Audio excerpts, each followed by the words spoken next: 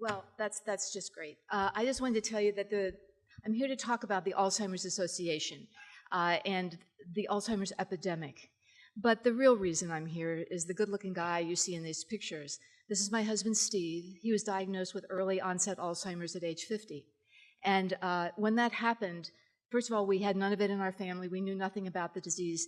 And I worked at GE at the time. He did too. He's a pilot, an engineer. I think if you meet anybody with Alzheimer's, their spouse, their loved one, their child wants to talk about them because they're such amazing people. But I don't know what we would have done without the Alzheimer's Association because we knew nothing about this disease, and quite frankly, sometimes the medical community doesn't either.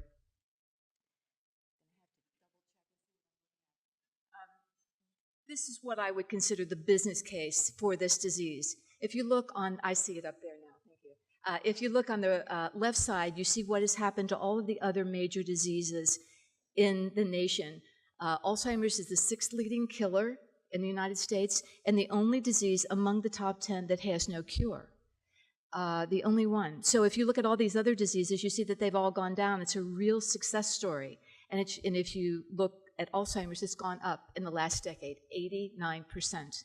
And then you look on the right side, and you see NIH, National Institutes of Health, funding for those diseases. And you see cancer, almost $6 billion, HIV, $3 billion, heart, diabetes.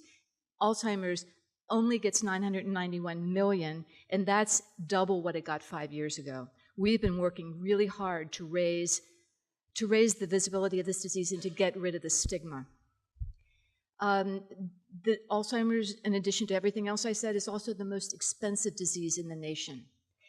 It now has reached the $250 billion mark that it costs to take care of people with this disease. And you compare that to like open heart surgery, cancer, all the therapies, but this is the expense of this disease. I like to show this because when you look at what we invest as a nation in research, that small little thing on the right, if you can see it, and what we spend as a nation, Medicare and Medicaid alone, more than $160 billion.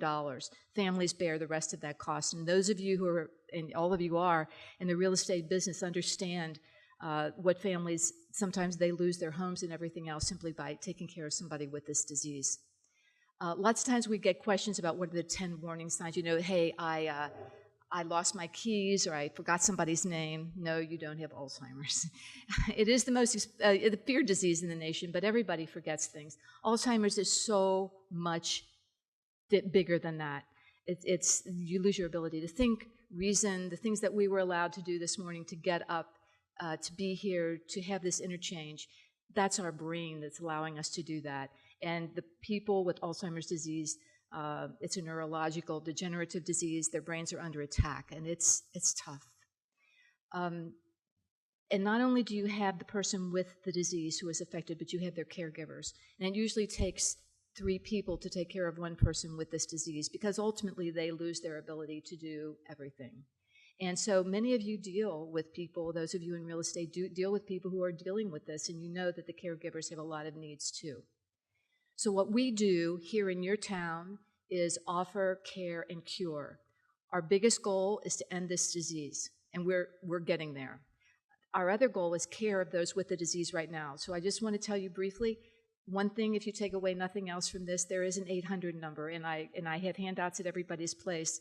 That 800 number is available 365 days a year, 24 hours a day, and sometimes issues with this disease happen on New Year's Eve at midnight. So you can call, whoever calls that number, if you have clients who could use that kind of help. We also have a referral form in there.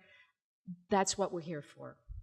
And you might ask, well, what can I do today? Another thing you'll see in there is 10 ways to love your brain. There are some preventive things that we can do. That doesn't mean you're not going to get this disease, but certainly what's good for your heart's good for your head. Just keep doing those kinds of things. That will help.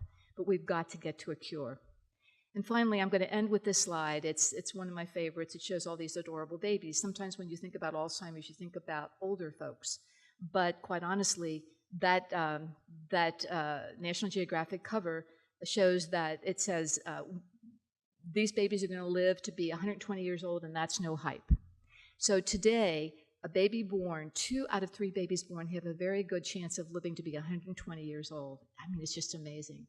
But the flip side of that is nobody wants to live the last 20 years of their life with this disease. So that's what we're about, Care and Cure, and thank you so much for this opportunity.